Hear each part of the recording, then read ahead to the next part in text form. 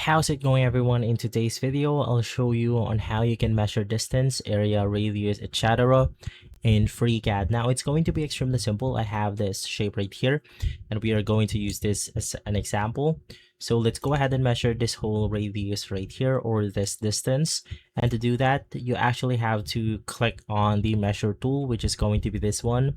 I am inside the part design workbench. And then I suggest choosing the right mode for the area that you're measuring off. So I'm going to be measuring my distance.